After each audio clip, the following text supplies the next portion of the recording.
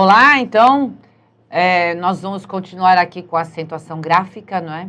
Neste momento, nós vamos começar a ver o roteiro de acentuação gráfica. Lembrando que, em verdade, o que a gente vê daqui para frente são as normas de acentuação propriamente ditas, não é? Porque até aqui nós viemos, na verdade, fazendo alguns lembretes importantes para que nós estejamos agora preparados para, de fato, entender essas normas de acentuação. Não é? Como eu disse, não adianta a gente decorar a regra se a gente não sabe reconhecer sílaba tônica, se a gente não sabe separar a sílaba das palavras, porque vai ficar difícil saber se ela é uma oxítona, paroxítona ou uma proparoxítona em alguns momentos. Lembrando que só existem estas três possibilidades. Em português, ou a palavra é oxítona, ou ela é paroxítona, ou ela é proparoxítona. Muito bem. Por isso a gente diz, não é, que esses três casos aí fazem parte das normas de acentuação gráfica na regra geral. Se você já sabe quando uma oxítona é acentuada, quando uma paroxítona é acentuada e quando uma proparoxítona é acentuada, você já sabe a regra geral. Certo? Por quê? Porque oxítona, paroxítona e proparoxítona são as três condições de sílaba tônica que a língua portuguesa oferece. Porém, a gente sabe que existem alguns outros casos em que o acento acontece por outros motivos, que não pelo fato de uma palavra ser oxítona, paroxítona ou proparoxítona, não é? Então, esses casos são chamados casos especiais. Normalmente, o que acontece nos livros e nas aulas é que a gente primeiro vê a regra geral e depois a gente vê aquilo que normalmente as pessoas chamam de exceção ou casos especiais, como eu acabei de falar. Mas nós vamos fazer diferente. Por quê? Porque a gente percebe que muitas vezes, quando a pessoa sabe regra geral, ela fica muito presa à regra geral e se esquece de observar os casos especiais. Então, o que nós vamos fazer? Não é? Nós vamos estudar esta parte começando pelos casos especiais. Observe que eu vou explicar para você o acento aqui ou a ausência dele, não é? Sem me referir, não é, a oxítona, paroxítona ou proparoxítona, porque não é esse o caso. O caso é outro. Então, a gente vai começar pelos casos especiais, para que você tenha uma linha de raciocínio de estudo, não é, que não atrapalhe no reconhecimento da sílaba tônica. Observe aqui, então. Esse roteiro, como eu disse, servirá para você estudar e para você responder a questões, certo? Tanto será para estudar, quanto será para responder as questões. Portanto, se você treinar desta forma, como eu estou propondo, será muito melhor. Veja, primeiro passo que você tem de dar para saber se uma palavra é acentuada ou não e por que ela é acentuada é esse aqui. Esse é o primeiro passo, é conhecer a sílaba tônica. Certo? Reconhecida a sílaba tônica, você vai observar. Se nela, ou seja, nesta sílaba tônica, ocorrerem hiatos, eles recebem acento, desde que nesses hiatos a segunda vogal seja o I, o U, seguidos ou não de S. Com exceção, ou seja, eles não vão ser acentuados se eles estiverem seguidos de NH, certo? Aí só nesse caso mesmo. Então, observem, quando a gente diz saúde, eu estou procurando a sílaba tônica, e aí eu observo que esse U é que formou a sílaba tônica sozinha. Observe, saúde. Então, tá aqui. Reconheci a sílaba tônica. Olha para a tela. Reconheci a sílaba tônica. Se na sílaba tônica, ó, essa é a forma de pensar que eu estou passando para você. Assim, você não precisa ficar decorando a regra, mas entender como funciona. Então, você fez o saúde. Qual é a primeira coisa que eu fiz aqui? Eu dei o primeiro passo e reconheci a sílaba tônica. Nessa sílaba tônica, eu observei um U sozinho na sílaba. Então, eu estou aqui na possibilidade do hiato. O que eu faço? Eu vou olhar para trás. Se aqui houver outra vogal, então esse U está num caso de hiato, que deve ser acentuado. Por isso que eu falei, primeiro você vai reconhecer a sílaba tônica. Se nessa sílaba tônica aparecer um caso de hiato em que o I e o U sejam aí a segunda vogal, seguidos ou não de S sempre, para as normas de acentuação, isso não vai fazer a diferença? Muito bem, então o que vai acontecer? Você terá um caso de hiato a ser acentuado. Olha aí a palavra saúde. Depois você vai em saudade. Veja lá a diferença. Aqui a gente não faz o saúde, não. A gente fala o saudade, ó, esse A e esse U são pronunciados juntos. Saúde, saudade, outra coisa. Então, aqui a gente tem a vogal e a semivogal. O que eu estou mostrando é por que esses hiatos com o I e o U, quando são segunda vogal, recebem acento. Para ficarem diferentes de quando esse U não é vogal. E, portanto, não é acentuado. Certo? Tá. Vamos lá, saída. Ô, saída! Olha, achei um I sozinho na sílaba tônica. O que eu tenho de fazer, como a gente comentou? A gente tem de parar aqui e olhar para trás, certo? Muito bem, então é só a gente fazer isso aqui, ó. Saída. Esse I ficou sozinho na sílaba. Olhei para trás, achei uma vogal? Sim, então é um caso de hiato que recebe acento. Perceba que não é só porque é um caso de hiato que você vai botar acento, não. É um caso de hiato que recebe acento, que é esse específico do I e do U sozinhos ou seguidos de S na sílaba tônica, certo? Claro, quando eles forem a segunda vogal. Então, a questão de olhar para trás tem a ver com isso, certo? Porque se você olha para trás e vê uma vogal, então você já vai saber que o I, por exemplo, é a segunda vogal do hiato, tá? Na prática, isso fica muito fácil. Veja a diferença da pronúncia da palavra saída, da palavra caixa. Por quê? Porque aqui o A é vogal sempre, né? Como você fala caixa, esse I aqui, então, é a semivogal. Tá vendo? Então, aí a gente não tem caso de hiato. Especificamente, aqui nós temos um ditongo, como aconteceu aqui na saudade, não é? Que é um caso de ditongo, certo? Mas não se esqueça, porque eu vejo muita gente fazendo essa confusão. Não basta ser hiato para você ir acentuando. Tem de ser um hiato em que o I e o U sejam a segunda vogal, seguidos ou não de S. Então, essa questão de você reconhecer a sílaba tônica, encontrar qualquer um dos dois, olhar para trás e observar a outra vogal, faz toda a diferença desta norma que nos exige o acento para as outras que não exigem. Combinado? Então, é sempre legal fazer do jeito que eu falei aqui. Porque acontece o seguinte, se a gente decora a regra, a gente se perde, né?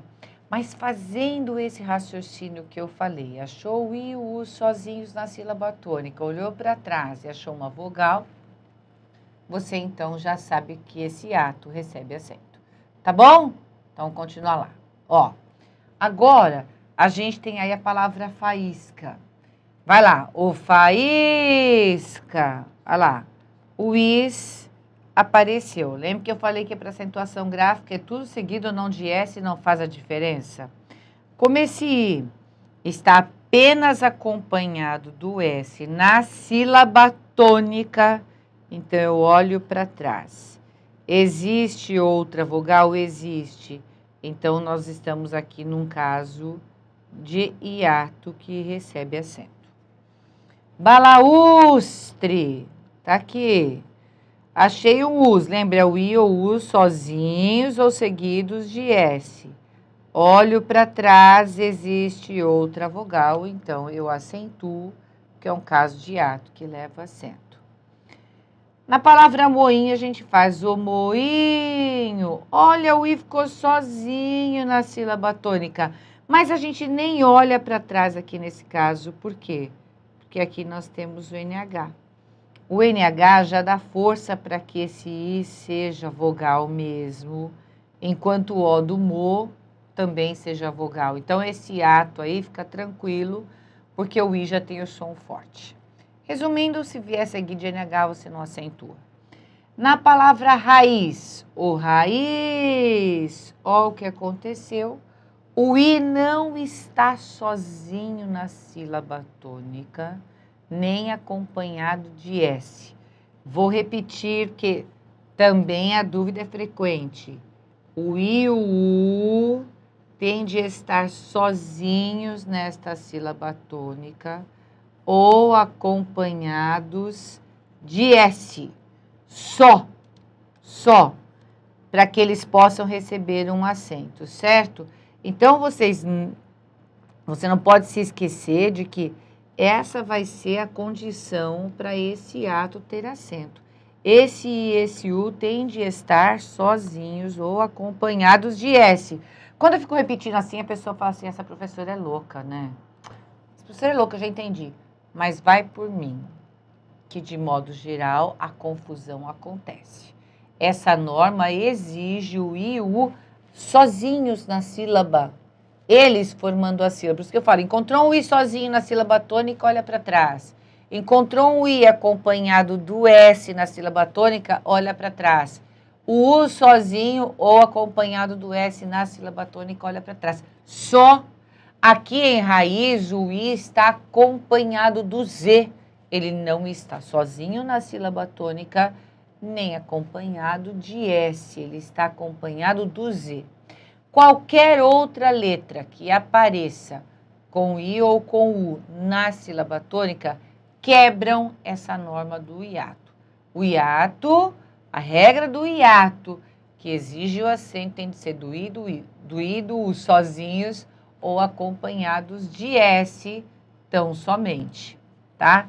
Como aqui, ó, veio o Z, eu nem vou olhar para trás.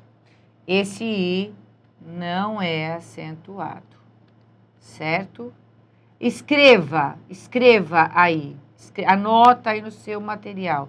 Ele não é acentuado porque não está sozinho na sílaba tônica nem acompanhado de S.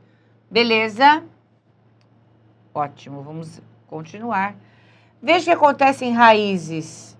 Em raízes, nós já temos uma diferença, observe. O raízes, olha, o I voltou a ficar sozinho na sílaba tônica. Eu olho para trás, existe outra vogal, eu acentuo. Então, eu não quero ver você com essa dúvida. Raiz não tem acento e raízes tem. Assim como juiz não tem acento e juízes tem. Aliás, juíza também. É um motivo igual da raiz. É que aqui, em juiz, o I veio acompanhado do Z. Como acontece aqui com a raiz, que ele está acompanhado do Z. Então, quebrou a norma do hiato. Em raízes, o I ficou sozinho na sílaba tônica, como acontece em juízes e em juíza. Combinado? Bom, quero ver, hein? Próxima palavrinha é o restituí-lo. Vai lá. O restituí-lo. Olha lá, não importa onde esteja o i, se é na última sílaba, na penúltima sílaba, antepenúltima, nada disso interessa. O que interessa é que eu achei um i sozinho na sílaba tônica. Então, eu olho para trás. Olha, existe uma vogal? Então, eu tenho de acentuar. Certo? Nas próximas duas palavras, o que nós temos aí? Nós temos fluido. Olha, o i está sozinho na sílaba tônica. Olho para trás, vejo outra vogal. Põe acento. Por que a professora repetiu a palavra aqui? Porque aqui não é uma repetição. Fluido é diferente de fluido. Fluido é o particípio do verbo fluir. Ô, Luciane, eu não lembro o que é particípio, não tem importância. Desde que você entenda que numa elaboração de frase, fluido seja o verbo fluir, você já saberá que aí não vai acento. Então, suponhamos que você tenha assim, o assunto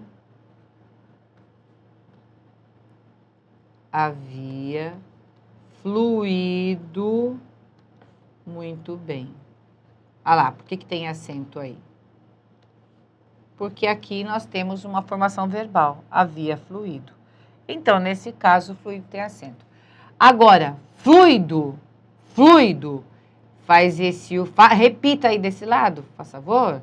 Fluido, diferente de fluido. Fluido, não é? Em fluido, o é vogal, porque o som dele é forte. E este i vira a semivogal. Então, neste caso, nós teremos a formação do ditongo. Veja aí, fluido. Isso acontece quando fluido é um substantivo ou um adjetivo. Então, quando a pessoa vai ao posto de gasolina e pede o fluido de freio, ela está pedindo o quê? Um substantivo. É o nome daquela substância que parece um óleo, né? Ó, o fluido de freio. Como é substantivo, a gente então fala com essa pronúncia aí e não põe acento. Então, grave, pode gravar o seguinte: fluido tem acento quando é verbo. Se não é verbo, não tem acento. Nós temos sempre de optar pela forma mais simples de memorização, tá? Fluido tem acento quando é verbo, quando não tem verbo, não tem acento. Combinado e pronto. Em fluido, existe o hiato. Em fluido, existe o ditongo, certo? Como eu marquei aqui. Exatamente como eu marquei. Só falta a gente escrever aqui o hiato. Então, você escreva aí para quando você estiver estudando sozinho, não haja confusão. Certo? Muito bem. Na próxima palavrinha, o que acontece é que a gente vê muita gente falando, isso é gratuito. Repita. É gratuito. Repita, gratuito. Olha aí na tela. Gratuito. Olha só, isso aqui fica junto. É ditongo como fluido. Fluido, gratuito. Intuito, fortuito. São todas iguais. Essas palavras aí sempre caem muito em prova, porque as pessoas acreditam que seja gratuito, intuito e fortuito. Muitas pessoas acreditam nisso, não é? Talvez você esteja dando risada aí. Imagina que eu vou falar intuito. Mas muita gente fala. Então, você pode até não falar, eu tenho um intuito. Mas muitas pessoas dizem intuito. E, na verdade, é intuito. Isso é fortuito. Muito comum, não, isso é fortuito. Beleza? Então, tá aí. Ó, as observações que nós temos a respeito dos hiatos para o acordo ortográfico são as seguintes. Quando aparecerem o em e o o finais, eles ficam sem acento, certo?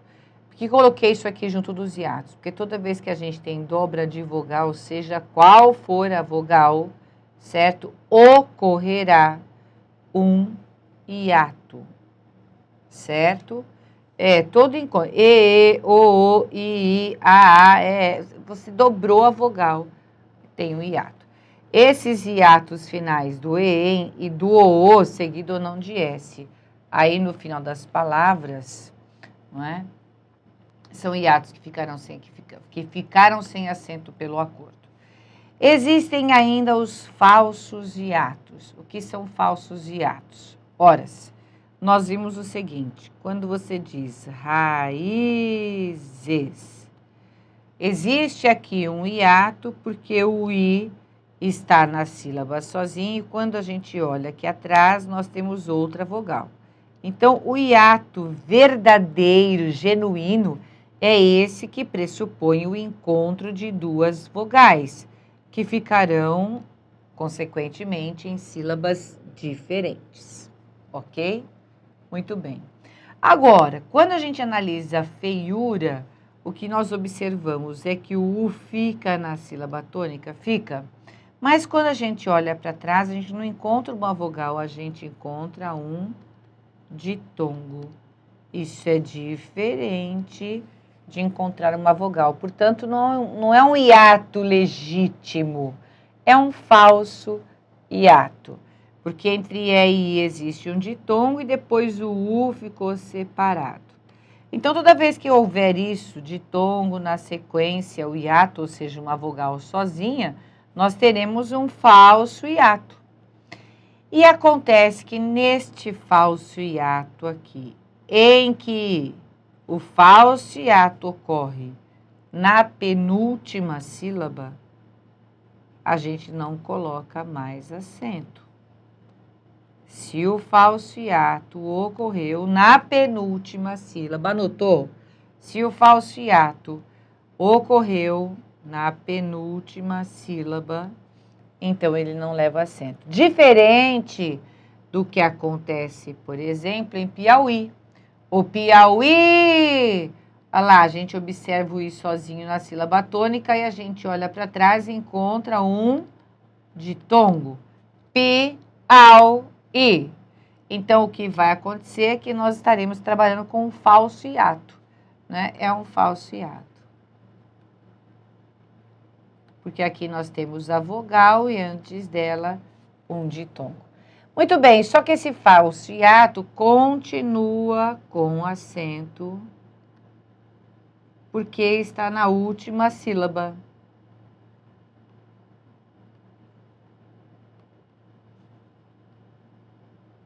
O que significa dizer, então, resumidamente, que se o falso hiato estiver na penúltima sílaba, não haverá acento por esse motivo. Não é? Pelo motivo do hiato. Agora, se o falso hiato acontecer na última sílaba, aí tranquilo. Muito bem, vamos caminhar aqui. Agora, veja, você procurou a sílaba tônica. Nessa sílaba tônica não apareceu o I nem o U sozinhos, sem outra letra, nem acompanhados de S. Então, você não está mais nas normas dos hiatos. Mas você encontrou nessa sílaba tônica um ditongo de som aberto. Ei, oi, el. O que você faz?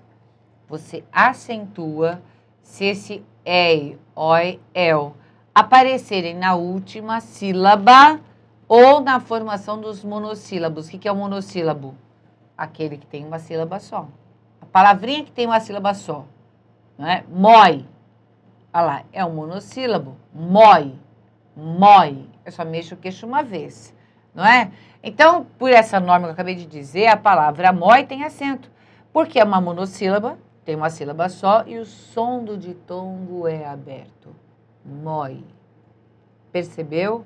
Então, se eu encontrei um ditongo com o som aberto na sílaba tônica, que é a última, a gente tem que entender como última, lembrando que no caso aí nós temos a oxítona ou a monossílaba e a gente vai considerar como última sílaba, que é assim que os gramáticos estão fazendo e a gente acentua. Observe aí que está tudo registrado para você. Vão receber esses ditongos que nós encontrarmos em sílaba tônica receberão acento se eles forem tônicos e de som aberto. Veja, nas oxítonas e nas monossílabas. Em resumo, na última sílaba. Então, observe aqui. O troféu, tá aqui. Troféu é um ditongo de som aberto na última sílaba. Então, eu coloco acento. Agora, quando eu digo ateu, veja, não é atel, é ateu. A gente tem aqui o ditongo também, certo? É um ditongo, só que é um ditongo de som fechado. Como ele é um ditongo de som fechado, já ficou diferente do anterior, não leva mais acento. É só mesmo com o som aberto. Beleza? Então, veja, chapéus, ditongo de som aberto na última sílaba, a gente acentua. Pastéis, ditongo de som aberto na última sílaba, a gente acentua. Anzóis, tá aqui, ditongo de som aberto na última sílaba, acentua, porque todas elas são sílabas tônicas, certo? E na palavra céu, aí ficou fácil. É um monossílabo, não é? Com o ditongo de som aberto. Acentua, céu, certo? Mesmo que fosse céus, porque todas as normas de acentuação são assim. Seguidas ou não de S, a gente acentua. Beleza? Essa norma bastante fácil, não é? Bastante fácil. Vamos lá. Agora, veja bem. Você, então, vai procurar lá a sílaba tônica, não é? E não encontra o I nem o U sozinhos, não encontra um ditongo de som aberto, mas observa que a palavra é monossílaba. Bom, hiato não poderia ver mesmo aí, né? Porque só tem uma sílaba. O que você vai observar? Que as monossílabas são acentuadas quando elas são tônicas e terminadas em A, E, O, seguidas ou não de S. Muito bem, a questão é, como é que eu sei que o monossílabo é tônico? Se ele tem uma sílaba só, eu vou chamar todos que eram fortes. Né, lu, não é? Vê, já, e assim por diante. Aí você vai chamar monossílabo, todos serão fortes. Então, como é que a gente faz a distinção do monossílabo tônico para o monossílabo átono? Observe aqui, qual é a diferença entre este D e este outro D? Bom, se nós observarmos que este primeiro tem acento e o segundo não tem, a primeira coisa que nós já saberemos é que este primeiro aqui é tônico, porque ele apresentou o acento aí. Olha aí o segundo átono, não é assim? Muito bem, então o que você vai observar neste caso?